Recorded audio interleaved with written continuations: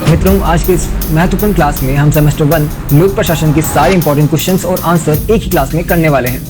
Public administration की एक class और आपके सारे डाउट्स क्लियर हो जाएंगे। सिलेबस क्लास में हमने पाठ्यक्रम को अच्छे से देखा था और आज की क्लास में देखेंगे लघुआत्मक और निबंधात्मक प्रश्न। बेस्ट नोट्स और बेस्ट तैयारी के लिए आपका अपना स्टडी मित्र मित्राधे क्लासेस। ऑलराइट मित्रों, आप सभी का स्वागत है आपके अपनी स्टडी मित्र मित्राधे क्लासेस में। आज की इस क्लास में हम सेमेस्टर 1 की लोक प्रशासन सब्जेक्ट को देखने वाले हैं, यानी कि पब्लिक एडमिनिस्ट्रेशन। तो देखिए, पब्लिक एडमिनिस्ट्रेशन जो सब्जेक्ट है इसके अंदर हम सरकार की बातें करते हैं, प्रशासन की बात करते हैं। तो इसी से जो ये रिलेटेड सब्जेक्ट है और आप आज इसकी शुरुआत कर रहे हैं बिकॉज सेमेस्टर 1 है, सेमेस्टर 2nd 3rd आगे जो सेमेस्टर्स आएंगे उनमें आप इसके डीप को जानोगे, इसकी गहराई को जानोगे। बट जो सेमेस्टर 1 है इसके अंदर हम बेसिक बातें करते हैं। तो ये बेसिक बातें ही बहुत इंपॉर्टेंट है आगे आने वाले सेमेस्टर्स के लिए भी और आपके कल के पेपर के लिए भी। तो चलिए फटाफट से अब चेक कर लेते हैं।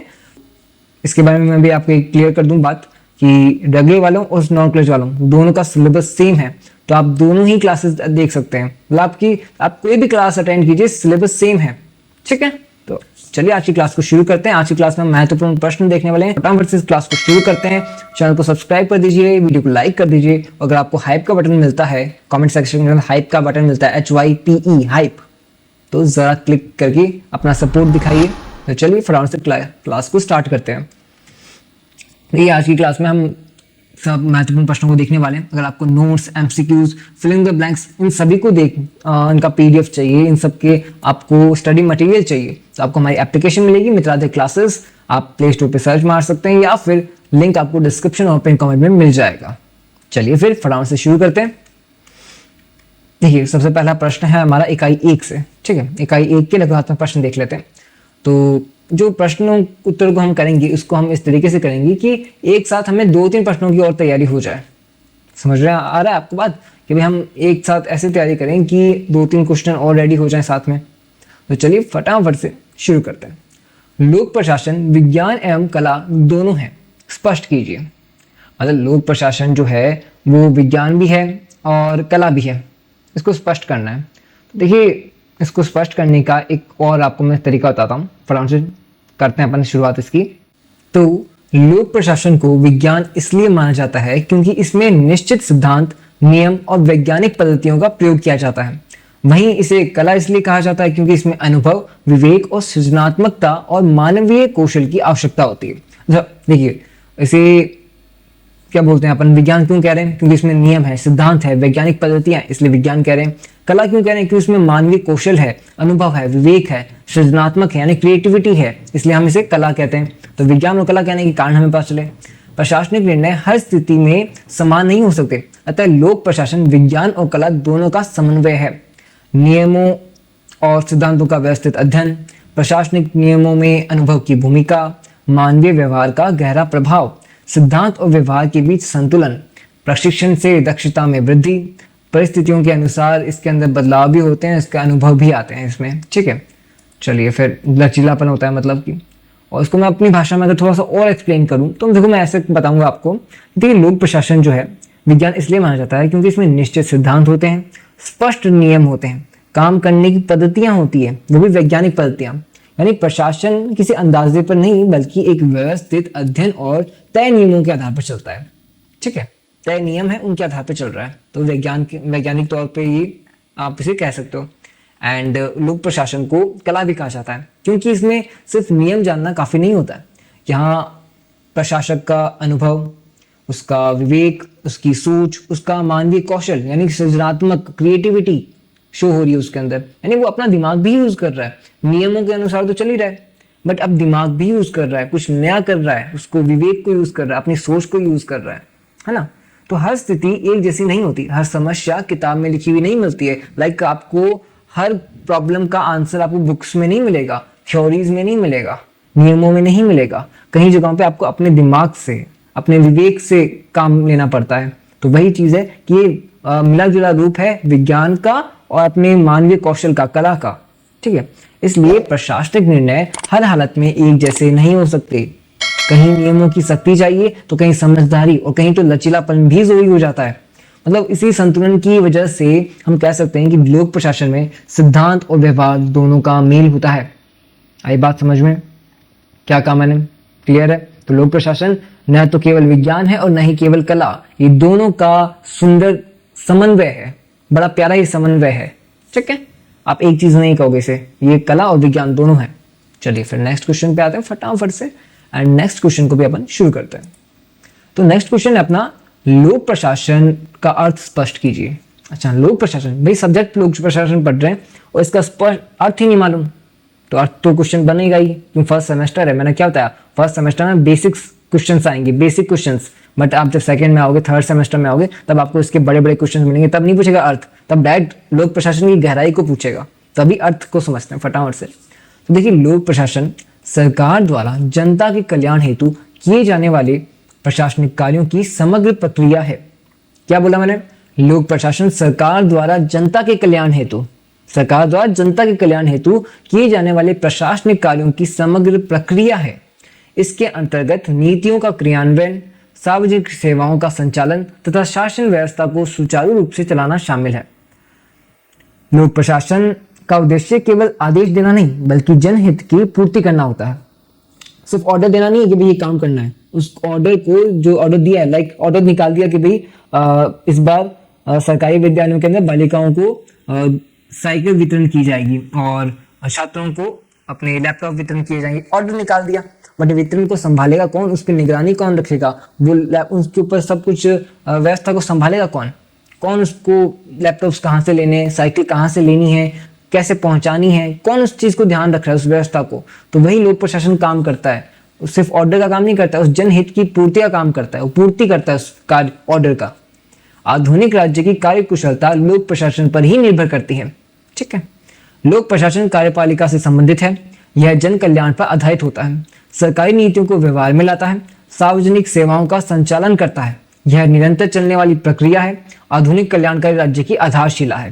ये क्वेश्चन आ सकता है आपके रिक्स्थान के अंदर भी कि आधुनिक कल्याणकारी राज्य की आधारशिला क्या है? लोक प्रशासन।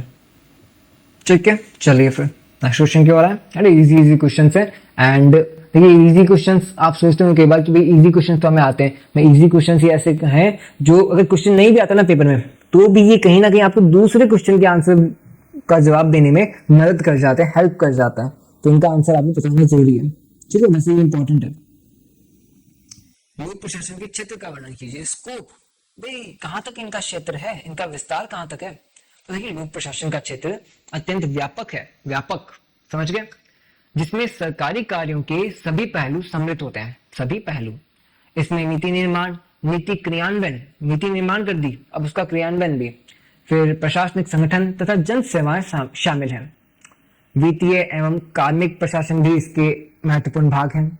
समय के साथ लोक प्रशासन का जो क्षेत्र है निरंतर विस्तृत हुआ है, मतलब टाइम टू टाइम इसका डेवलपमेंट हुआ है, साथ में ये बड़ा हुआ है, विस्तारित हुआ है, व्यापक हुआ है। ठीक है, मतलब पहले सिर्फ मान लीजिए सिर्फ एक पर्टिकुलर जगह थी, वहां तक सीमित थे, अब उन्हें दूसरी जगह या फिर दूसरे क्षेत्र में भी हाथ डाला। लाइक जैसे अपन कह सकते हैं कि पहले कोई बंदा सिर्फ चाय का काम करता था, बट अब उसने पूरे रेस्टोरेंट का काम करना शुरू कर दिया, अब वो केटरिंग का काम करने लगे, यानी विस्तार करता गया अपना। वैसे ही ये नीति निर्माण से शुरू होकर के अपने विस्तार करते गए कि भाई अब ये काम भी लोक प्रशासन में आएगा, ये भी आएगा, विस्तारित होता गया, व्यापक है।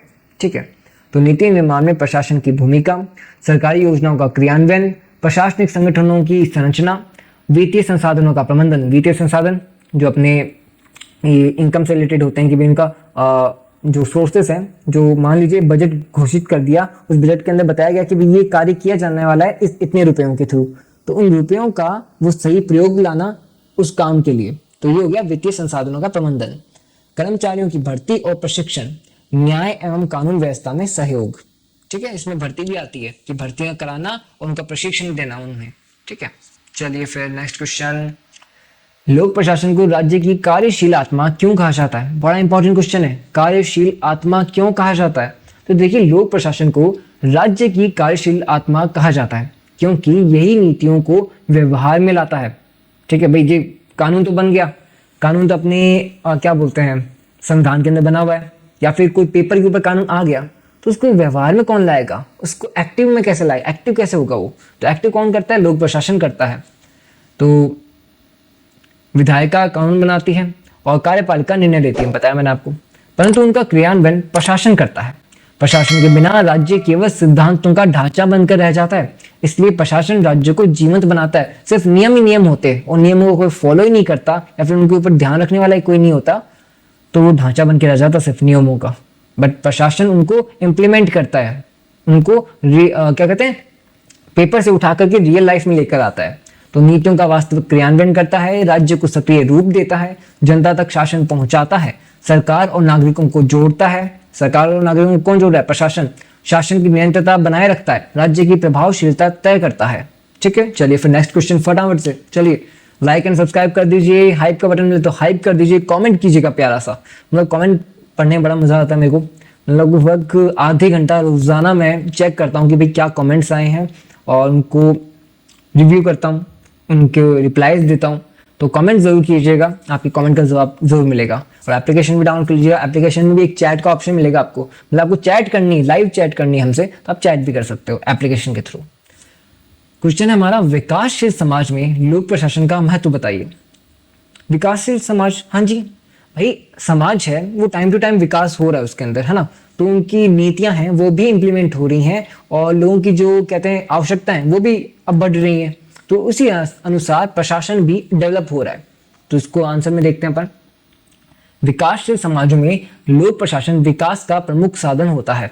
यह आर्थिक योजनाओं को लागू कर सामाजिक परिवर्तन लाने में सहायक होता है। भाई आर्थिक योजनाएं समझ गए कि भाई बजट आया कि भाई यहाँ पे पुल बनाया जाएगा, तो पुल बनाया गया तो उससे क्या हुआ, समाज में परिवर्तन आया कि भाई पहले लोगों को कुछ सुविधा ही नहीं थी, अब पुल बन गया तो पुल के थ्रू जा रहे हैं, या फिर सड़कों का निर्माण हो रहा है, आर्थिक योजनाएं वो मिल रही है उन्हें। ठीक है, और उनको सामाजिक परिवर्तन में मदद हो रही है, समाज में परिवर्तन आ रहा है, उससे सुधार हो रहा है। प्रशासन शांति, व्यवस्था और स्थिरता बनाए रखता है।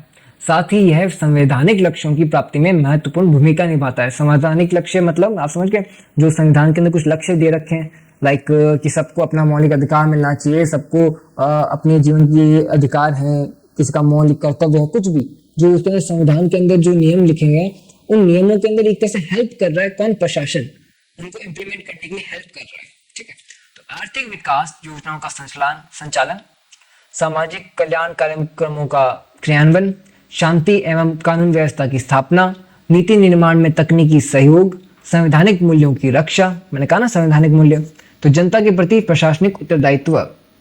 चलिए अपने यूनिट 1 के जो अपन ने मोस्ट इंपॉर्टेंट क्वेश्चंस किए हैं, अब यूनिट 2 के 5 लघुत्मक प्रश्न करेंगे। इसके बाद में निबंधात्मक प्रश्न भी करेंगे। वीडियो के अंत तक बने रहिए, निबंधात्मक प्रश्न भी देखेंगे अपन फटाफट से, है ना।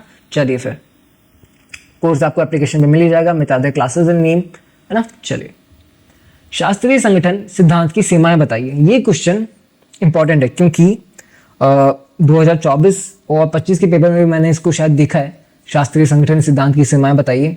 बिकॉज मैंने PYQs, देखिए आपके जितने भी इंपॉर्टेंट क्वेश्चन है ना वो PYQs से उठाए जाते हैं, वो देखे जाते हैं, वो समझे जाते हैं। कम से कम 2-3 बार पूरे बुक को हमने अच्छे से रीड किया है कि भाई क्या ऐसा क्वेश्चन है जो ज़्यादा से ज़्यादा चांसेस है आने के। ठीक है, तो ये एनालिसिस के बाद में ही क्वेश्चन लाए गए हैं, तो परफेक्ट क्वेश्चन है। और अगर क्वेश्चन डायरेक्ट भी नहीं आता ना तो कई बार घुमा के आ जाता है, और हम बच्चा समझता है कि सर क्वेश्चन आया नहीं, मैं क्वेश्चन तो आया बच्चा, बट वो घुमा के पूछ लिया, आंसर तो आप वही लिखोगे बट घुमा के पूछ लिया, इसलिए आप थोड़े से कंफ्यूज हो गए कि सर आपने पढ़ाया बट आया नहीं। आज का जैसे हिस्ट्री का पेपर था सेमेस्टर 1 का, तो वहां पे भी कुछ क्वेश्चन आए हैं, मतलब लगभग 10 में से 7 ऐसे क्वेश्चन है जो डायरेक्ट हमारे पेपर, मतलब हमने जो बताए थे उनमें से आए हैं। बट 2-3 ऐसे क्वेश्चन थे जो आप डायरेक्ट नहीं कर सकते, बट कहीं ना कहीं हमने जो पढ़ा था उसके अंदर से आप आंसर उसको लिख सकते थे, अटेंड कर सकते थे, है ना। तो वही बात है, आप आंसर को आराम से पढ़िए, आपको दूसरे क्वेश्चन का आंसर भी तैयार कर लोगे साथ में। कंटिन्यू करते हैं, बहुत बातें हो रही है। शास्त्रीय संगठन सिद्धांत की सीमाएं बताइए। देखिए, शास्त्रीय संगठन सिद्धांत संरचना और नियमों पर अत्यधिक बल देता है। किस पर? संरचना और नियमों पर। इसमें मानवीय भावनाओं और सामाजिक संबंधों की उपेक्षा की जाती है। मानवीय भावनाओं की उपेक्षा की जाती है मतलब खिलाफ है, उसके विरोध में है। किसके? सामाजिक संबंधों के। यह संगठन को यांत्रिक रूप में देखता है। बदलती परिस्थितियों में यह सिद्धांत लचीला सिद्ध नहीं होता, क्योंकि भाई ये समाज के साथ नहीं चल रहा तो सिद्ध कैसे होगा, लचीला कैसे है, ये है ही नहीं। तो शास्त्रीय संगठन लचीला नहीं है, मॉडर्न लाइफ के लिए सही नहीं है। मानवीय पक्ष की अनदेखी करता है, कठोर नियमों पर आधारित होता है, यांत्रिक दृष्टिकोण अपनाता है, कर्मचारी संतुष्टि पर ध्यान नहीं देता, कर्मचारियों की संतुष्टि पर ध्यान ही नहीं दे रहा। एंड परिवर्तन के प्रति कम अनुकूल है, व्यवहारिक समस्याओं का समाधान नहीं देता। ये उसकी सीमाएं हैं। हम बात कर रहे हैं सीमाओं की कि क्या कमियां हैं इसकी शास्त्रीय संगठन की। चलिए फिर नेक्स्ट क्वेश्चन, लोक प्रशासन को सामाजिक विज्ञान क्यों माना जाता है? तो देखिए, लोक प्रशासन को सामाजिक विज्ञान इसलिए माना जाता है क्योंकि यह मानवीय व्यवहार, सामाजिक संबंधों का अध्ययन करता है। प्रशासन समाज के भीतर कार्य करता है और सामाजिक मूल्यों से प्रभावित होता है। इसमें अवलोकन, विश्लेषण, अनुभवजन्य तथ्यों का प्रयोग किया जाता है। हालांकि मानवीय तत्वों के कारण इसे एक अपूर्ण विज्ञान माना जाता है। अपूर्ण क्यों? कि भाई मानवीय तत्व इसमें नहीं है। इसके अंदर अवलोकन है, विश्लेषण है, जो कि एक तरीके से सैद्धांतिक होते हैं, नियमों के ऊपर आधारित होते हैं कि भाई नियम कहता है कि भाई इसी तरीके से आपको विश्लेषण करना है। इसके अंदर अपनी भावनाओं को इतना ज्यादा जोर नहीं देना है। आप रखोगे, भावनाओं को रखोगे, बट इतना ज्यादा जोर नहीं दोगे, नियमों को पहले रखोगे। इसलिए मानवीय तत्व इसमें थोड़ा कम रह जाता है। मानवीय व्यवहार प्रशासन का केंद्र होता है। प्रशासन सामाजिक परिवेश में कार्य करता है। वैज्ञानिक पद्धतियों का प्रयोग किया जाता है। अनुभवजन्य तथ्यों पर आधारित अध्ययन होता है। सार्वभौमिक नियमों की सीमितता रहती है और भविष्यवाणी पूर्णतः संभव नहीं होती है। ठीक है, चलिए फिर नेक्स्ट क्वेश्चन, लोक प्रशासन का राजनीतिक विज्ञान से संबंध। अच्छा, ये क्वेश्चन भी अच्छा है, राजनीतिक विज्ञान से संबंध। देखिए, लोक प्रशासन और राजनीतिक विज्ञान के बीच घनिष्ठ संबंध है। राजनीति नीति और निर्णय निर्धारित करती है। भाई राजनीति कैसे निर्णय निर्धारित करेगी? भाई राजनेता वो संसद में जाएंगे, वहां पे कानून बनाएंगे, नीतियां बनाएंगे, कानून, है ना, तो वो निर्धारण का काम कर रहे हैं, जबकि प्रशासन उन्हें लागू करता है ना। मतलब जो कि आपके कानून बन गया, संसद के अंदर पास हो गया, अब उसको इंप्लीमेंट कौन करेगा? प्रशासन करेगा, यानी जो कर्मचारी काम कर रहे हैं वो करेंगे। ठीक है, तो दोनों राज्य की शासन प्रणाली के अनिवार्य अंग हैं। कौन? राजनीति भी और लोक प्रशासन भी। तो लोकतांत्रिक व्यवस्था में प्रशासन राजनीतिक नियंत्रण के अधीन कार्य करता है। राजनीति निर्णय निर्माण से जुड़ी होती है। प्रशासन निर्णय के क्रियान्वयन से संबंधित है। नीति निर्माण में प्रशासन सहायक भूमिका निभाता है। लोकतंत्र में राजनीतिक उत्तरदायित्व आवश्यक है। सत्ता और प्रशासन का पारस्परिक संबंध होता है। दोनों का लक्ष्य जनहित की पूर्ति है। आप देखिए, कई बार होता है कि एक बार में समझ में नहीं आता है, तभी मैं कह रहा हूँ इस क्लास को 2 बार अटेंड करना, एंड एक बार तो मेरी सुन लो, फिर दोबारा मुझे तो म्यूट कर देना, ठीक है, और खुद पढ़ना, क्लास चलते रहने देना, खुद पढ़ना। खुद पढ़ने से क्या होता है भाई, ज्यादा अच्छा इंप्लीमेंट होता है। ये मेरा खुद का पर्सनल आप एडवाइस समझ लीजिए कि एक्सपीरियंस है मेरा खुद का ये, कि जब हम खुद पढ़ते हैं ना, वो ज्यादा अच्छे से याद होता है, ज्यादा जल्दी अपन उसे कैच कर पाते हैं क्यों अपना खुद का पढ़ा होता है। तो एक बार मेरी सुन लो, फिर अगली बार जब इसको दोबारा वीडियो को देखो तब म्यूट करके देखना और खुद से पढ़ना, ठीक है। वैज्ञानिक प्रबंधन सिद्धांत की मुख्य विशेषताएं बताइए। वैज्ञानिक प्रबंधन सिद्धांत एक एफ.डब्ल्यू. टेलर द्वारा प्रतिपादित किया गया है। किसके द्वारा? एफ.डब्ल्यू. टेलर। इसका उद्देश्य कार्य को वैज्ञानिक ढंग से करके उत्पादन बढ़ाना था। इसमें समय एवं गति अध्ययन पर विशेष बल दिया गया। इस सिद्धांत ने प्रबंधन और श्रमिकों के बीच सहयोग पर जोर दिया। भाई इसके अंदर वैज्ञानिक तौर लाए गए लोक प्रशासन के अंदर, मतलब भाई सरकारी जो ऑफिस है वहां पे काम तो हो रहा है, कर्मचारी काम कर रहे हैं, बट वहां पे एक नियम बनाया गया वैज्ञानिक तौर पे। वैज्ञानिक तौर का नियम क्या कहता है कि भाई इतने बजे से इतने बजे आप काम करोगे, इतने बजे आपका लंच होगा और दोबारा इतने बजे आप काम में वापस लग जाओगे। और एक तरीका बनाया, ढंग, जिससे कहा जाता है ना वैज्ञानिक ढंग, एक तरीका बनाया कि भाई पहले ये काम करोगे उसके बाद में ये काम करोगे, स्टेप बनाए। यानी हर कैसे काम नहीं करना कि कभी कुछ कर लिया कभी कुछ कर लिया, मन में आया वैसे नहीं, एक तरीका बनाया। ये है वैज्ञानिक ढंग, वैज्ञानिक प्रबंधन, ठीक है। आधी बात समझ में भाई, एक तरीका होता है ना पढ़ने का कि पहले यूनिट 1 पढ़ेंगे फिर यूनिट 2 पढ़ेंगे, वैसे ही यहाँ पे काम करने का जो तरीका बताया गया है वैज्ञानिक तरीका, समय, गति और सब इसके अंदर शामिल थे। ये ही वैज्ञानिक प्रबंधन का सिद्धांत कहलाता है। किसने दिया था? एफ.डब्ल्यू. टेलर ने दिया था। ये क्वेश्चन एमसीक्यू में भी आ सकता है। और एमसीक्यूज अगर आपको चाहिए तो एक फ्री टेस्ट जो है वो आपको एप्लीकेशन के ऊपर मिल जाएगा, ठीक है। एंड नोट्स चाहिए तो एप्लीकेशन पे मिल जाएंगे 149 रुपीज के अंदर, 149 रुपए के अंदर सभी विषय मिलेंगे। 149 में सभी विषय, आपके जो 3 इंपॉर्टेंट सब्जेक्ट्स हैं वो भी, और एक कंपल्सरी सब्जेक्ट वो तो हो चुका है, वैसे रेगुलर वालों का बाकी है। कार्य की सर्वोत्तम विधि खोजने पर बल, समय और गति अध्ययन का प्रयोग किया, श्रमिकों का वैज्ञानिक चयन और प्रशिक्षण, प्रबंधन और श्रमिकों में सहयोग की भावना, उत्पादकता बढ़ाने पर मुख्य ध्यान, कार्य के मानकीकरण की महत्व है। ठीक है, चलिए फिर मानव संबंध सिद्धांत के मुख्य निष्कर्ष लिखिए। मानव संबंध, तो भाई लोक प्रशासन का मानव से कैसे संबंध है, ये सिद्धांत, इसको भी हम समझते हैं। और ये सिद्धांत किसने दिया था? ये दिया था एल्टन मेयो के हॉर्थॉर्न ने। ठीक है, देखिए मानव संबंध सिद्धांत एल्टन मेयो के हॉर्थॉर्न प्रयोगों पर आधारित है। इस सिद्धांत ने सिद्ध किया कि कर्मचारी केवल आर्थिक प्राणी नहीं होता, सामाजिक संबंध और समूह भावना उत्पादकता को प्रभावित करता है। मतलब कि ये कहना चाह रहे हैं कि मानव काम करेगा लोक प्रशासन के अंदर, कर्मचारी तो वही है।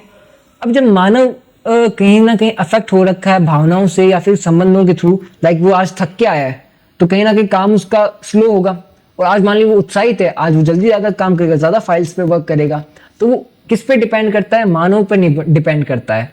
और मानव की किस चीजों पे? तो मानव की सामाजिक संबंधों पर, समूह की भावना पर। क्या डिपेंड करती है? उत्पादकता डिपेंड करती है, प्रभावित होती है। संगठन में अनौपचारिक समूहों की भूमिका महत्वपूर्ण होती है। कर्मचारियों की सामाजिक आवश्यकताएं महत्वपूर्ण है। अनौपचारिक संगठन का प्रभाव अधिक होता है। समूह भावना से उत्पादकता बढ़ती है। संचार कर्मचारी संतुष्टि बढ़ाता है। पर्यवेक्षक की भूमिका सहयोगी होनी चाहिए। मनोबल का सीधा संबंध कार्य क्षमता से है। ठीक है, चलिए फिर ओके नेक्स्ट क्वेश्चन की ओर आते हैं। ओके, यूनिट 2 भी कंप्लीट हो गया, तो यूनिट 3 की तरफ चलते हैं, इकाई नंबर 3 के लिए। एंड ऐप डाउनलोड कर लीजिएगा, हाइप का बटन मिले तो हाइप जरूर कीजिएगा, और बाकी वीडियोस में भी जाके हाइप कर दो चाहे तो, अगर आपको अच्छा लगता है तो। कोई जबरदस्ती नहीं है, आपको वीडियो अच्छी लगती है लाइक कीजिए, कमेंट कीजिए, और बाकी हम अपना पूरा एफर्ट दे रहे हैं अपनी तरफ से। और बाकी इन फ्यूचर और भी बहुत कुछ लेकर के आएंगे, वर्क चल रहा है धीमे धीमे, स्टेप बाय स्टेप। मतलब इससे पहले मितादे क्लासेस जब शुरू हुआ था लास्ट सेमेस्टर के अंदर, तब उस सेमेस्टर के अंदर हमने लोक प्रशासन सब्जेक्ट नहीं था, बट इस साल हमने लोक प्रशासन भी ऐड किया है, इसके नोट्स पे काम किया है। मैं करने को क्या टाइम लगता है? थोड़ा टाइम तो लगेगा, 5-6 दिन लगेंगे, नोट्स तैयार कर दूंगा, बट नहीं, मेरे को चाहिए कि नहीं, आपको बेस्ट कंटेंट मिलना चाहिए। इसलिए हमने कम से कम 1 महीना दिया नोट्स को रेडी किए, कि ऐसे नोट्स जो एक बारी में देखते ही समझ में आ जाए, पढ़ने में आ जाए। ठीक है, चलिए इकाई नंबर 3 की इंपॉर्टेंट क्वेश्चंस। संगठन की अवधारणा एवं प्रमुख विशेषताएं स्पष्ट कीजिए। संगठन उन व्यवस्थाओं का समूह है जिनके माध्यम से विभिन्न व्यक्तियों और कार्यों को समन्वित किया जाता है। इसका उद्देश्य सामूहिक प्रयासों से निर्धारित लक्ष्यों की प्राप्ति करना होता है। संगठन लोक प्रशासन का आधारभूत तत्व है। बिना संगठन के प्रशासनिक कार्य कुशलता पूर्वक नहीं हो सकते। समझ आया? नहीं यार, अच्छे से समझाता हूं। देखिए, हम बात करें यहाँ पे संगठन, तो संगठन का मतलब होता है ऐसी व्यवस्था जहाँ अलग अलग लोग और अलग अलग काम आपस में जुड़कर किए जाते हैं। संगठन का मुख्य उद्देश्य यह होता है कि अकेले नहीं बल्कि मिलकर काम करना, और वो जो निर्धारित लक्ष्य है उसको हासिल करना। तो नामी संगठन है, तो अकेले तो काम होगा नहीं, मिलकर के काम होगा। और जब आपको लक्ष्य दिया गया, आपको जो टारगेट दिया गया है, लक्ष्य महर्षि मेरा नाम है, आप जानते हो, नहीं जानते? अरे यार, डिस्क्रिप्शन में मेरा नाम भी मिल जाएगा, पिन कमेंट के साथ में लिंक भी मिल जाएगी चैनल की, एप्लीकेशन की। तो जो निर्धारित लक्ष्य है, आप उसको टारगेट को अचीव करोगे संगठन के साथ में मिलकर के। इसलिए संगठन हमेशा सामूहिक प्रयासों पर आधारित होता है। सामूहिक प्रयास, अकेले का कोई प्रयास नहीं, सामूहिक प्रयास संगठन कहलाता है। यह भी समझिए कि संगठन में उद्देश्य से पहले जो तय होते हैं, कि भाई उद्देश्य पहले से तय होते हैं कि भाई हमें क्या अचीव करना है। हमने ग्रुप बनाया, तो हमने ग्रुप किस लिए बनाया ये हमें पहले से ही पता होगा। ऐसे नहीं कि हमने ऐसे ही बस ग्रुप बना लिया चलते फिरते ही। ग्रुप किस लिए बनाया, कि हमने सिर्फ बातें करने के लिए ग्रुप बनाया है या फिर वो काम करने के लिए ग्रुप बनाया है, हमें पहले से डिसाइड कर लिया है। काम बिना लक्ष्य के नहीं किया जाता। इसी वजह से कार्य विभाजन संगठन का मूल तत्व माना जाता है। जब अगर ग्रुप बनाए तो उस ग्रुप में सबको अलग अलग काम दिया भी जाएगा कि तेरे को ये काम करना है, तेरे को ये काम करना है। इससे मिलकर के हम एक जो हमें लक्ष्य मिला है उस तक हम पहुंचेंगे। हर व्यक्ति को उसकी जिम्मेदारी दी जाती है उसकी योग्यता के अनुसार, ताकि काम सही ढंग से पूरा हो सके। इसके साथ ही पद सोपान संगठन को एक स्पष्ट संरचना देता है। कौन किसके अधीन है यह सब स्पष्ट होता है। पद सोपान मतलब ये होता है कि भाई कौन किसके अंडर वर्क करेगा। चलिए हम आपस में फ्रेंड्स वगैरह ग्रुप बनाते हैं, उसमें तो ये चीज़ नहीं होती है। बट अगर कर्मचारी तौर पे आप देखो, सरकारी कर्मचारी या फिर कहीं पे भी इंडिपेंडेंट प्राइवेट में भी आप जाओगे, तब भी आप वहां देखोगे पद सोपान। पद सोपान का मतलब होता है कि कौन किसके अंडर काम कर रहा है। बॉस है, बॉस के नीचे आपका पीए है, पीए के नीचे कोई और है, एम्प्लॉय है, उस एम्प्लॉय के नीचे उसका एक और एम्प्लॉय है, कलीग है, छोटे छोटे कलीग्स हैं, एम्प्लॉयज हैं, है ना, वो सब एक के ऊपर एक काम कर रहा है, एक नीचे काम कर रहा है। ये पद सोपान कहलाता है। नियम और मानदंड संगठन को नियंत्रित करते हैं। और अंत में सबसे जरूरी बात यह होती है कि समन्वय, सबका मिलकर के काम करना।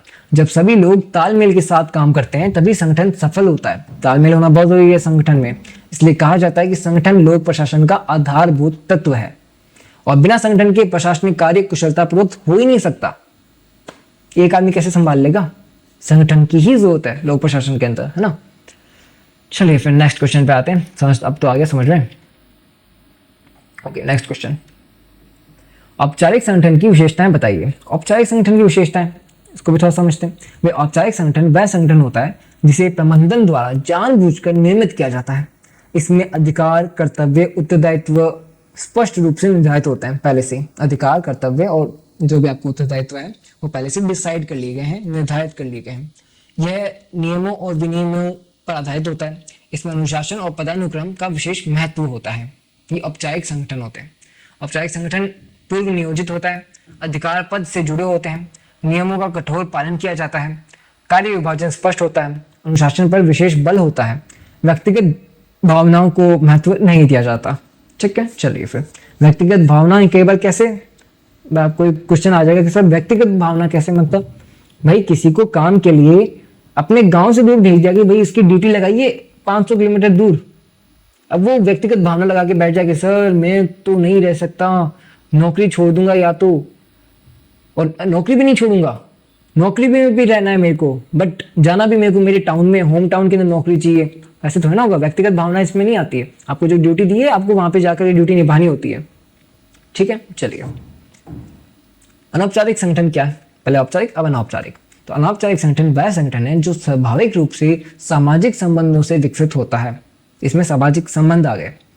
इसका निर्माण प्रबंधन द्वारा नहीं किया जाता। इसमें अलिखित नियम होते हैं। यह कर्मचारियों की सामाजिक एवं भावनात्मक आवश्यकताओं को पूरा करता है।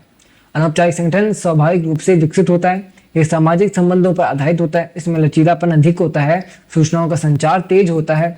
कर्मचारियों को भावनात्मक समर्थन मिलता है। कर्मचारी संतुष्टि बढ़ाने में सहायक होता है। संगठन से मतलब आप यहाँ पे वही समझो ना, प्राइवेट जॉब और गवर्नमेंट जॉब कहीं ना कहीं रिलेट कर पाओगे। एग्जैक्ट वो नहीं है बात, बट कहीं ना कहीं रिलेट कर पाओगे इस चीज को, टॉपिक को। अगर टॉपिक समझ में नहीं आया तो कहीं ना कहीं रिलेट कर पाओगे कि भाई प्राइवेट के अंदर डिमांड थोड़ी ज्यादा रखी जाती है, लचीलापन होता है थोड़ा, भाई वर्क फ्रॉम होम भी कर सकते हो आप, और आपको अपने बॉस के साथ डायरेक्ट बात करने का मौका भी मिल सकता है कभी ना कभी, कि हाँ सर अब बॉस के साथ आप बात कर रहे हो कि हाँ जी, ये बॉस को आपने अपनी तकलीफ बता दी या फिर बॉस ने आपकी चीजों को सुन लिया। ठीक है, और कर्मचारी को अपने भावनात्मक जो रूप है वो दिखाने का मौका मिलता है, समर्थन मिलता है उसका, है ना। वो रिलेट कर पाओगे आप इस चीज से। तो औपचारिक और अनौपचारिक संगठन। मुख्य कार्यपालिका के प्रमुख कार्यों का उल्लेख कीजिए। तो देखिए, मुख्य कार्यपालिका संगठन का सर्वोच्च अधिकारी होता है। यह संगठन की नीतियों का निर्माण और क्रियान्वयन करता है। विभिन्न विभागों के कार्यों में समन्वय स्थापित करता है। संगठन का बाहरी प्रतिनिधित्व भी मुख्य कार्यपालिका द्वारा भी किया जाता है। नीति निर्माण मुख्य कार्यपालिका का प्रमुख कार्य है। कर्मचारियों को निर्देश प्रदान करना, विभागों के बीच समन्वय करना, कार्यों की निगरानी और मूल्यांकन करना, संगठन का बाहरी प्रतिनिधित्व करना और भविष्य की योजनाओं को तैयार करना, ये मुख्य कार्यपालिका का काम है, मुख्य काम है। तो आप इसका स्क्रीनशॉट ले सकते हो, आराम से पढ़ सकते हो। मैं फटाफट से बोल रहा हूँ भाई, मेरे को भी क्लास फटाफट से कंप्लीट करनी है, जस्ट बिकॉज ऑफ कि भाई आपकी एप्लीकेशन के जो नोट्स हैं उनको एक बार मेरे को चेक करना है कि कितने नोट्स डाल चुके हैं और कितने टेस्ट डाल चुके हैं। तो एप्लीकेशन पे आओगे तो वहां पे कुछ एक्स्ट्रा मिलेगा। नियंत्रण के क्षेत्र, स्पैन ऑफ कंट्रोल का संगठन पर प्रभाव बताइए। तो नियंत्रण का क्षेत्र ये निर्धारित करता है कि एक अधिकार कितने अधीनस्थों पर प्रभावी नियंत्रण रख सकता है। मतलब एक अधिकारी है, लाइक कोई मैं कह सकता हूं इंस्पेक्टर है, तो इंस्पेक्टर कितने लोगों पे अपना अधिकार चला सकता है, लाइक हवलदार पे, ड्राइवर पे या फिर किसी और के ऊपर भी। वैसे ही सब इंस्पेक्टर है, वो कितने लोगों पे अधिकार चला सकता है। वैसे ही डीएसपी है, वो कितने लोगों पे चला सकता है ना। समझे, सबका अलग अलग अधिकार बताया गया कि नियंत्रण का क्षेत्र कितना है। समझ में आ रहा होगा यार, बहुत इजी है कि प्रिंसिपल का एक नियंत्रण क्षेत्र है, वैसे ही आपकी क्लास टीचर का भी एक नियंत्रण क्षेत्र है कि वो अपनी क्लास पे ही नियंत्रण चला सकता है, वो किसी और की क्लास में जाकर नियंत्रण नहीं चला सकता। ठीक है, सीमित नियंत्रण से संगठन में अधिक स्तर बनते हैं। व्यापक नियंत्रण से संचार तेज होता है। संगठन की दक्षता नियंत्रण के क्षेत्र पर निर्भर करती है। दक्षता मतलब कार्य की गति, है ना। अधीनस्थों की संख्या निर्धारित करता है, संगठन के स्तरों को प्रभावित करता है, संचार की गति तय करता है, नियंत्रण की गुणवत्ता से जुड़ा है, निर्णय प्रक्रिया को प्रभावित करता है, संगठनात्मक लागत पर असर डालता है। ठीक है, चलिए फिर अब आगे इकाई नंबर 4 में इकाई नंबर 3 तक कंप्लीट हो गया है। बहुत अच्छी बात है, फटाफट से लाइक एंड सब्सक्राइब कर दो, कमेंट कर दो। चलिए फिर शेयर भी कर देना अपने फ्रेंड्स के साथ में। बड़े प्यार से बनाइए आपके लिए क्लास। अगर आपका कोई फ्रेंड है जो पब्लिक एडमिनिस्ट्रेशन की तैयारी कर रहा है तो उसको भी भेज दो, और अगर पब्लिक एडमिनिस्ट्रेशन भी नहीं है, कोई दूसरा सब्जेक्ट है तो भेज दो भाई, हेल्प तो करो थोड़ी बहुत। नेक्स्ट क्वेश्चन है अपना, सीमित तार्किकता का प्रशासनिक महत्व स्पष्ट कीजिए। देखिए, सीमित तार्किकता का अर्थ है कि निर्णयकर्ता पूर्ण जानकारी के अभाव में निर्णय लेता है। मतलब निर्णय लेने वाला, उसके पास पूरी जानकारी नहीं है। मानव मस्तिष्क और समय की सीमाएं निर्णय को प्रभावित करती है। भाई मेरे को जस्ट कुछ अगले दिन ही काम करना है, मेरे पास टाइम बहुत कम है, तो मैं फटाफट से निर्णय लूंगा। तो जरूरी ये भी होना तय है ना ये कि भाई जब मेरे पास टाइम कम है तो मैं निर्णय हड़बड़ाहट में लूंगा, जल्दबाजी में लूंगा, तो मेरा निर्णय गलत भी हो सकता है या फिर उसमें निर्णय में कमी भी हो सकती है। तो जो उसकी गुणवत्ता है वो कम हो गई ना समय के चलते, या फिर कोई सीमा आ गई मेरे को कि भाई मेरे को कोई बता दिया गया कि भाई आपकी लिमिटेशंस हैं, तो उसके चलते मेरा निर्णय प्रभावित हो गया। इसलिए प्रशासन में आदर्श निर्णय संभव नहीं होते।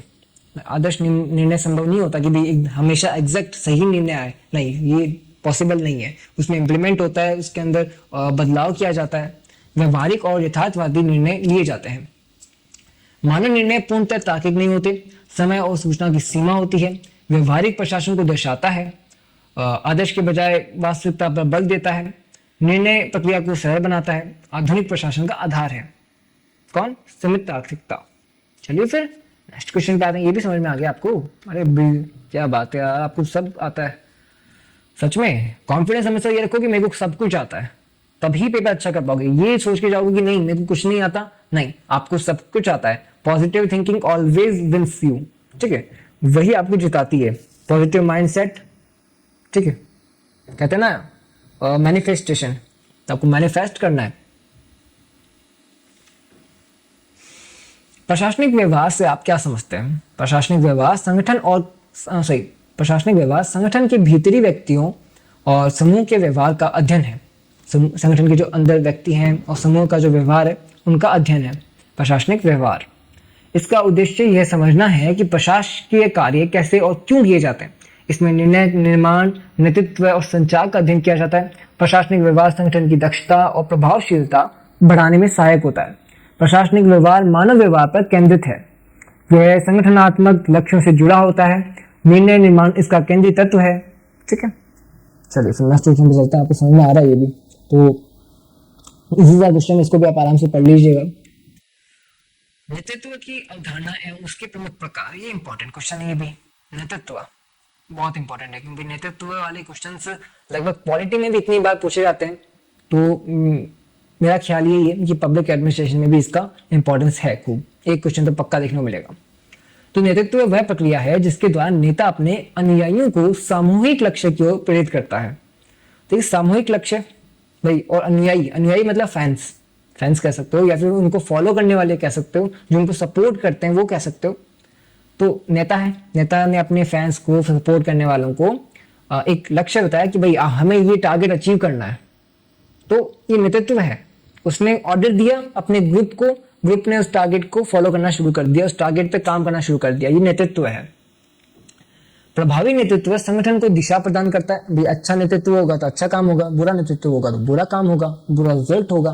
तो हमें अच्छा रिजल्ट चाहिए तो अच्छा नेतृत्व करना पड़ेगा। नेतृत्व का स्पष्ट जो स्वरूप है परिस्थितियों के अनुसार बदलता रहता है। प्रशासनिक सफलता में नेतृत्व की भूमिका अत्यंत महत्वपूर्ण होती है। नेतृत्व सामाजिक प्रभाव की प्रक्रिया है। निरंकुश नेतृत्व में निर्णय केंद्रीकृत होते हैं। एंड मतलब निरंकुश नेतृत्व मतलब समझ रहे हो, मतलब खुद के फायदे का काम करवा रहा है, तो उसमें खुद के ऊपर ही काम हो रहा है ना। नेतृत्व जो है निरंकुश है, केंद्रीकृत है एक फिक्स आदमी के लिए या फिर एक फिक्स प्रॉफिट के लिए। तो निरंकुशता इसमें नेतृत्व में गलत है। लोकतांत्रिक नेतृत्व सहभागिता पर आधारित होता है। मुक्त नेतृत्व में न्यूनतम हस्तक्षेप होता है और प्रभावी नेतृत्व प्रेरणा उत्पन्न करता है। नेतृत्व संगठन को दिशा देता है। ठीक है, नेतृत्व संगठन को दिशा देता है। ये क्वेश्चन आ सकता है, संगठन को दिशा कौन देता है? नेतृत्व। और प्रभावी नेतृत्व प्रेरणा उत्पन्न करता है। भाई मैंने क्वेश्चन हमेशा से ऐसे तैयार किए हैं, अभी तक मित्रालय ने जितने भी क्वेश्चंस रेडी किए, हर क्वेश्चन को ऐसे ही रेडी किया कि क्वेश्चन आप बड़ा तैयार कर रहे हो बट वहां से छोटा क्वेश्चन भी बन सकता है। एमसीक्यूज रिक्तान है ना। नेक्स्ट क्वेश्चन है प्रशासनिक संचार का महत्व स्पष्ट कीजिए। तो देखिए, जो संचार है प्रशासन की जीवन रेखा माना जाता है। इसके माध्यम से सूचनाओं, विचारों और निर्देशों का आदान प्रदान होता है। सीधी सी बात है भाई, सोशल मीडिया आज है वो संचार का माध्यम है, या फिर अखबार है वो संचार का माध्यम है, न्यूज़ है संचार का माध्यम है। इससे हम अपने जो आचार विचार हैं, जो सूचनाएं हैं वो फैला पाते हैं, आदान प्रदान कर पाते हैं। प्रभावी संचार संगठन में समन्वय स्थापित करता है। संचार की कमी से भ्रम और अक्षमता उत्पन्न होती है। मान लीजिए आज देश में कोई घटना घटी और वो हम तक पहुंची ही नहीं वो घटना, तो हमें भ्रम होगा कि भाई ऐसा कुछ हुआ ही नहीं, जबकि हमें सच्चाई का मालूम नहीं है। तो संचार होना बहुत जरूरी है। संचार द्विमुखी प्रक्रिया है। सूचना प्रवाह को सुचारू बनाता है, निर्देशों को स्पष्ट करता है, विभागों में समन्वय बढ़ाता है, गलतफहमियों को कम करता है, प्रशासनिक नियंत्रण में सहायक है। आज कोई योजना जारी कर दी जाए और हमें पता नहीं चले जनता को, जनता के लिए लागू की थी योजना पर जनता को मालूम नहीं है, तो वो फिर कोई फायदेमंद वाली बात नहीं हुई ना। तो संचार जो है वो हर तरीके से काम करता है, कर्मचारियों के लिए भी और जनता के लिए भी। नेक्स्ट क्वेश्चन पे आते हैं। निर्णय निर्माण में हर्बर्ट साइमन के योगदान का उल्लेख कीजिए। देखिए, इससे पहले हमने 3 और अलग अलग व्यक्तियों के बारे में बात की है, अब एक और व्यक्ति आ गए हैं। कौन है? Herbert Simon. तो देखिए, हर्बर्ट साइमन ने निर्णय निर्माण को प्रशासन का मूल तत्व माना। उन्होंने सीमित तार्किकता की अवधारणा प्रस्तुत की। उनके अनुसार निर्णयकर्ता सर्वोत्तम नहीं बल्कि संतोषजनक निर्णय लेते हैं। मतलब क्या कहा है? ये लाइन बहुत इंपॉर्टेंट है, समझना इस लाइन को, कि निर्णयकर्ता सर्वोत्तम नहीं बल्कि संतोषजनक निर्णय लेते हैं। मान लीजिए मेरे को निर्णय लेने को कहा गया, ठीक है, तो मैं निर्णय सबसे बेस्ट निर्णय कैसे ले लूंगा? मेरे में थोड़ी ना इतनी पॉसिबिलिटीज है, और मेरे में क्या, किसी में भी इतनी पॉसिबिलिटीज नहीं है, किसी में भी इतना क्या बोलते हैं, इतनी क्षमता नहीं है कि परफेक्ट नियम ले, मतलब परफेक्ट डिसीजन ले जो हर किसी को पसंद आए। हो सकता है कि मैं जो डिसीजन लूँ वो किसी को पसंद ना आए, किसी को पसंद आए, परफेक्ट नहीं हुआ ना, सर्वोत्तम नहीं हुआ। तो निर्णय क्या लेता है? वो निर्णय लेता है संतोषजनक। संतोषजनक का मतलब है कि भाई एक बार के लिए ये व्यक्ति भी और वो व्यक्ति भी, दोनों व्यक्ति को खुश कर दो, मैं उनको संतोष कर दो, है ना। तो निर्णय हमेशा संतोषजनक होते हैं। एक बार के लिए उन्हें ठावस दे दी जाती है कि हाँ भाई दब जाओ एक बार, ठीक है। तो निर्णय हमेशा ठावस के लिए होते हैं, संतोषजनक के लिए होते हैं, सर्वोत्तम नहीं होते, बेस्ट नहीं होते। हमेशा उन्हें सुधार की आवश्यकता होती है समय के साथ, है ना। समय के साथ सुधार अपने आप ही जरूरी होता है। उन्होंने तथ्य और मूल्य के अंतर को स्पष्ट किया। किन्होंने? हर्बर्ट साइमन ने। किसका अंतर स्पष्ट किया? तथ्य और मूल्य। अब मुख्य बिंदु देखते हैं। निर्णय निर्माण को प्रशासन का केंद्र माना गया है। सीमित तार्किकता की अवधारणा दी। किन्होंने? हर्बर्ट साइमन ने। संतुष्टि सिद्धांत का प्रतिपादन किया। संतुष्टि सिद्धांत। 3 चरणीय निर्णय मॉडल प्रस्तुत किया। 3 चरणीय निर्णय मॉडल। तथ्य और मूल्य में अंतर बताया। ये भी क्वेश्चन आप चेक कर लीजिएगा, ये मैं लाना भूल गया था। 3 चरणीय निर्णय मॉडल, ये भी आप अपने, अगर आप नोट्स में देखोगे तो नोट्स में मिल जाएंगे, एप्लीकेशन के जो नोट्स हैं वहां पे आपको क्वेश्चन मिल जाएगा, 3 चरणीय निर्णय मॉडल। तो ये भी इंपॉर्टेंट है। तथ्य और मूल्य में अंतर बताया। आधुनिक प्रशासन को नई दिशा दी। चलिए नेक्स्ट क्वेश्चन, इकाई नंबर 5। 4 इकाई कंप्लीट कर ली भाई, मतलब कंप्लीट तो क्या कर ली, उनकी इंपॉर्टेंट क्वेश्चंस देख लिए। कंप्लीट तो अगर आपको चाहिए तो नोट्स आपको मिल जाएंगे एप्लीकेशन के ऊपर, ठीक है। चलिए फिर, सिविल सेवा में निष्पक्षता का प्रशासनिक महत्व बताइए। अच्छा, सिविल सेवा, अब हम बात कर रहे हैं हम लोक सेवा की। लाइक मान लीजिए कोई आरएस है, आईएएस है, वो कौन है? वो सिविल सेवक है, ठीक है। तो निष्पक्षता सिविल सेवा का मूल आधार है। यह सुनिश्चित करती है कि सभी नागरिकों को समान व्यवहार मिले। निष्पक्ष प्रशासन से जनता का विश्वास बढ़ता है। लोकतांत्रिक व्यवस्था की मजबूती पर निष्पक्षता पर निर्भर करती है। निष्पक्षता भाई समझे वर्ड, कि भाई आज मैं निष्पक्ष होकर काम करूं, बायस नहीं रहो, समझ लो कि मैं एक तरफ किसी का हित चाह रहा हूँ, किसी का अहित चाह रहा हूँ, तो मैं उसके अंदर निष्पक्ष का हूँ नहीं हूं मैं, कि भाई किसी का हित है किसी का अहित है, सभी का हित होना चाहिए, ये होता है निष्पक्ष। और निष्पक्ष का एक मतलब ये भी है कि सरकार ने मेरे को कोई आदेश दिया है तो वो आदेश मैं इनको बताऊं, जनता को निष्पक्ष रहूं अपने काम के प्रति, ठीक है, किसी एक पक्ष के प्रति मैं अपना जो कहते हैं वजन ना दिखाऊं, ठीक है। समान व्यवहार सुनिश्चित करता है, भेदभाव को रोकता है, जनता का विश्वास बढ़ाता है। कौन? निष्पक्षता। किसमें? सिविल सेवा के अंदर निष्पक्षता। लोकतंत्र को मजबूत बनाता है, प्रशासनिक वैधता प्रदान करती है और सुशासन की पहचान है। क्या है? निष्पक्षता। कार्मिक प्रशासन से आप क्या समझते हैं? ये भी इंपॉर्टेंट क्वेश्चन है, ये भी देख लेते हैं। तो देखिए, कार्मिक प्रशासन सरकारी संगठनों में कार्यरत कर्मचारियों के प्रबंधन से संबंधित है। कर्मचारियों के प्रबंधन से, इसमें भर्ती से लेकर सेवानिवृत्ति तक की समस्त प्रक्रियाएं शामिल होती हैं। भाई इसके अंदर नाम कार्मिक है तो भाई कर्मचारियों से रिलेटेड है, तो इसके अंदर भर्ती से लेकर उनकी सेवानिवृत्ति यानी कि उनके रिटायरमेंट तक सारी प्रक्रियाएं इसमें शामिल होती हैं। इसका उद्देश्य योग्य, प्रशिक्षित और प्रेरित कर्मचारियों की व्यवस्था बनाए रखना है। कि मान लीजिए उनका प्रमोशन भी इसमें शामिल है। आज कोई व्यक्ति है जो 5 साल से एक फिक्स जॉब पे, एक फिक्स पद के ऊपर काम कर रहा है, अब उसे अच्छा खासा एक्सपीरियंस हो गया, तब कार्मिक प्रशासन क्या करेगा? उसको प्रमोट करेगा कि भाई अब आप इससे बड़ा लेवल वाला काम संभालो, छोटे लेवल वाला कोई और नया जो आएगा वो संभाल लेगा। आप एक्सपीरियंस्ड बंदे हो, अनुभवी हो गए हो, इससे ज़्यादा स्टेप पे आप आगे जा सकते हो। तो इसके अंदर क्या लिखा है? इसका उद्देश्य योग्य, प्रशिक्षित और प्रेरित कर्मचारियों की व्यवस्था करना है। व्यवस्था करते हैं कि किसको कहाँ काम लगाना है। कार्मिक प्रशासन प्रशासनिक दक्षता और जन सेवा की गुणवत्ता बढ़ाता है। कार्मिक प्रशासन मानव संसाधन पर केंद्रित होता है। यह भर्ती से सेवानिवृत्ति तक विस्तृत है। कर्मचारी विकास इसका मुख्य लक्ष्य है। प्रशासनिक दक्षता में वृद्धि करता है, मानव कल्याण पर विशेष बल देता है एंड सरकारी उद्देश्यों की पूर्ति में सहायक है। बहुत जल्दी बोल गया, कोई नहीं, इसको आराम से आप देख लेना। क्या ना, मेरा थोड़ा सा यार लगातार कंटिन्यूसली बोलता हूँ ना, थक भी जाता हूँ। नेक्स्ट क्वेश्चन है, विकासशील समाज में सिविल सेवा की भूमिका बताइए। तो देखिए, विकासशील समाज में सिविल सेवा राष्ट्र निर्माण का प्रमुख साधन है। यह विकास योजनाओं के क्रियान्वयन में महत्वपूर्ण भूमिका निभाती है। तो ये बात है भाई, योजनाएं बनी हुई, उनकी क्रियान्वयन में महत्वपूर्ण भूमिका निभाना है इनको, वरना फिर योजना किस काम की, पेपर के अंदर रह जाएगी फिर वो। तो सिविल सेवा प्रशासनिक स्थिरता और निरंतरता बनाए रखती है।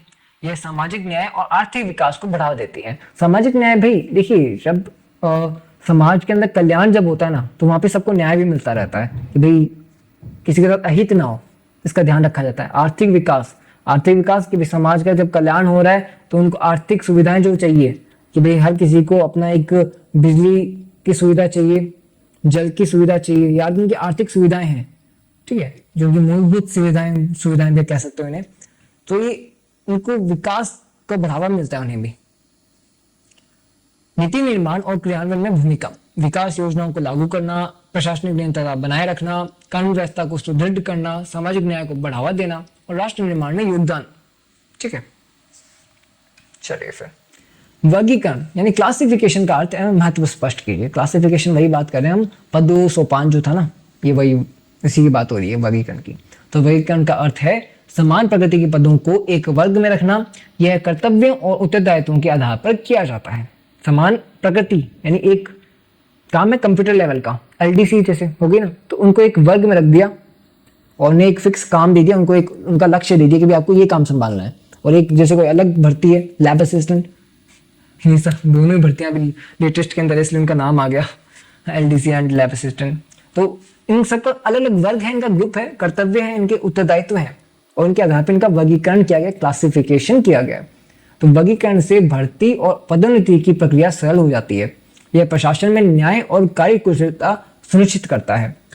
अब इससे क्या लिखा है कि भाई इसमें भर्ती और पदोन्नति में आसानी होती है। मतलब कि भाई सब पदों के लिए एक फिक्स एग्जाम तो करा नहीं सकते कि भाई ये एक एग्जाम दो और आप एलडीसी भी लग जाओगे, लैब असिस्टेंट भी लग जाओगे, ये भी लग जाओगे, वो भी लग जाओगे, कुछ भी लग सकते हो। नहीं भाई, जिस पद के लिए आप जा रहे हो उस पद को अलग अलग बांट दिया ताकि उस पद के लिए अलग से परीक्षा की जा सके, उसके लिए अलग से भर्ती की प्रक्रिया की जा सके, है ना।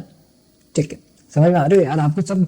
मैं लोक प्रशासन कहता हूँ, इतना प्यारा सब्जेक्ट है कि आपको अपने आसपास के माहौल को बस ऑब्जर्व करना है, सरकार को ऑब्जर्व करना है कि सरकार क्या करती है, राजनीतिक तौर पे थोड़ा सा अपना पॉइंट ऑफ व्यू बढ़ाना है, माइंडसेट बढ़ाना है, अखबार पढ़ोगे तो भी आपको बहुत सारा लोक प्रशासन का नॉलेज मिलेगा।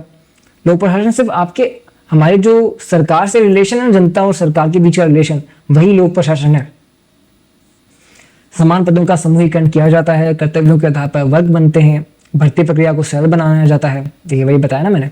न्याय संगत पदोन्नति में सहायक है। पदोन्नति में भी कि भी एक जगह तो कहा है कि 5 साल के बाद आपका होगा प्रमोशन, और एक जगह पे कहा है कि आपके 7 साल बाद होगा, कि भाई यहाँ पे 7 साल लगाए गए हैं, यहाँ पे 5 साल लगाए गए हैं।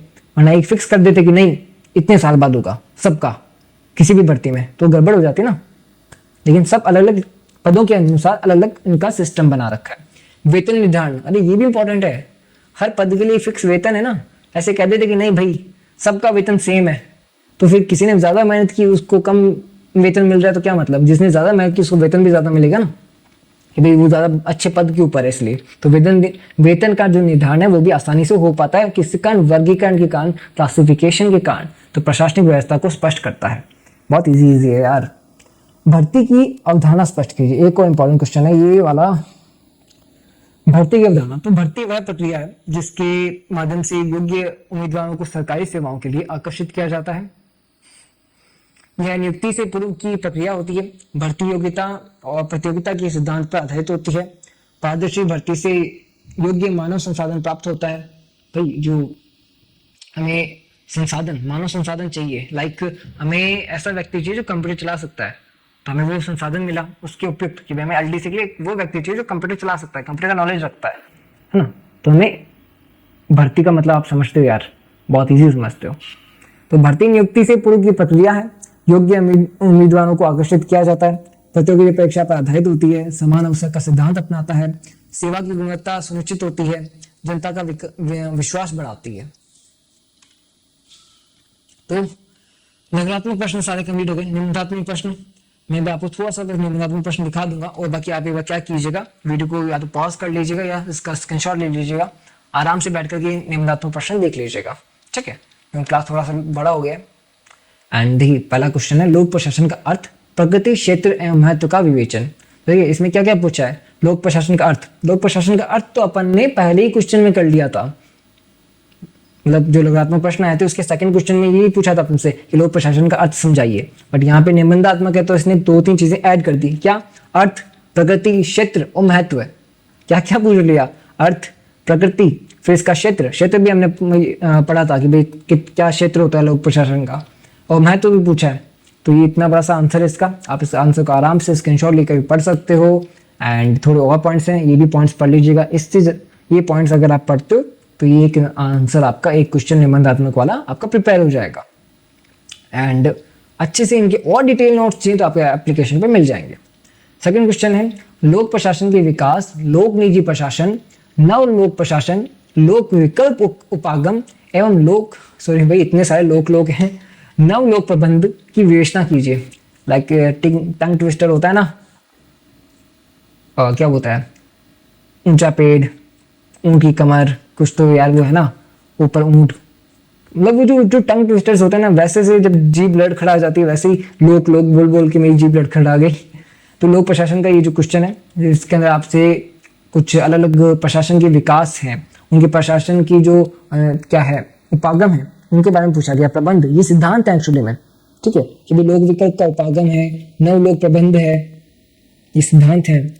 इनके बारे में आपसे मूल्यों के बारे में पूछा गया। इसको भी आप आराम से समझ लीजिएगा, इसका स्क्रीनशॉट ले लीजिएगा, चाहे तो आराम से पॉज कर लीजिएगा, ठीक है। इकाई 2 का भी सेम है, ऐसे ही एक क्वेश्चन अपना, लोक प्रशासन को एक सामाजिक विज्ञान के रूप में स्पष्ट कीजिए। ये भी अपन ने लघुत्मक में पढ़ा था, बट ये निबंधात्मक है तो उसका थोड़ा अलग सा पूछा जाएगा। क्या पूछा है इसमें कि भाई सामाजिक विज्ञान के साथ साथ इसका राजनीति विज्ञान से संबंध, अर्थशास्त्र से संबंध, समाज शास्त्र से, विधि से, मनोविज्ञान से और प्रबंध से, सबसे संबंध बता दो। मतलब एक ही क्वेश्चन के अंदर सब तरीके का जितने भी अलग अलग उपागम है इसके, उनसे संबंध पूछ लिया है, तो इसको भी आप बता सकते हो। इसका जो और बड़ा वर्जन देखना है तो एप्लीकेशन मिल जाएगा आपको, ठीक है, इसका आंसर मिल जाएगा आपको, आंसर देख लीजिएगा। नेक्स्ट क्वेश्चन बनेगा इकाई नंबर 2 से निबंधात्मक कि संगठन की प्रमुख विचारधाराओं का विवेचन कीजिए। वैज्ञानिक प्रबंधन, शास्त्रीय सिद्धांत, मानव संबंध सिद्धांत और मैक्स वेबर की नौकरशाही। मैक्स वेबर की नौकरशाही, ये भी इंपॉर्टेंट है। ये क्वेश्चन जो है लघुत्मक प्रश्न में अलग से भी आ सकता है, मैक्स वेबर की नौकरशाही। ठीक है, चलिए फिर इसको देख लीजिएगा, इस क्वेश्चन का आराम से पढ़ लीजिएगा, क्योंकि देखिए इतना मैं दोबारा इसको पढ़ूंगा। चलो एक बार ये थोड़ा सा पढ़ देते हैं अपन मैक्स वेबर वाला। देखिए, वैज्ञानिक प्रबंधन दक्षता बढ़ाने पर केंद्रित है। टेलर ने समय और गति अध्ययन पर बल दिया। शास्त्रीय सिद्धांत संगठन संरचना को महत्व देता है। टेलर ने क्रमविधि कार्यों को स्पष्ट किया एंड वेबर की नौकरशाही नियमों पर आधारित है। क्या कर्मचारी मनोबल का उत्पादकता से जोड़ा गया। मतलब ये सब कुछ है ना, ये आप जब आप पढ़ोगे तो आपको इतना मालूम पड़ जाएगा कि आपको पेपर में लिखना क्या है, एग्जैक्ट पूछ क्या रहा है। और अच्छा से चाहिए डिटेल में तो एप्लीकेशन पे आ जाना, मिल जाएगा वहां पे। एप्लीकेशन का नेम है मित्राध्याय क्लासेस। और यूनिट 3 से आपके क्या क्वेश्चन बन सकते हैं निबंधात्मक में। संगठन की अवधारणा स्पष्ट कीजिए। औपचारिक एवं अनौपचारिक संगठन का विवेचन, ये क्वेश्चन आ सकता है। ये अंतर के अंदर पूछा जा सकता है कि औपचारिक और अनौपचारिक संगठन में अंतर बताइए या इनका विवेचन कीजिए। क्वेश्चन अच्छा है, ठीक है, इसको भी आप देख लीजिएगा, आंसर आपको यहाँ मिल ही रहा है। मुख्य कार्यपालिका एवं संगठन के सिद्धांतों का विवेचन कीजिए। ये भी हमने बात कर ली थी, लघुत्मक प्रश्नों में बात की थी, बट यहाँ पे इसको थोड़ा सा इसमें कंबाइन कर लिया सिद्धांतों के साथ में, कोई नहीं। फिर इकाई नंबर 4 से भी देख लेते हैं इंपॉर्टेंट। तो देखिए, प्रशासनिक व्यवहार की अवधारणा स्पष्ट कीजिए। नेतृत्व, संचार एवं निर्णय निर्माण में इसके महत्व। अब महत्व पूछे, अब ये नहीं पूछा कि नेतृत्व का मतलब बताओ, अब इसने पूछा कि नेतृत्व का तौर पे इसका महत्व क्या है लोक प्रशासन का।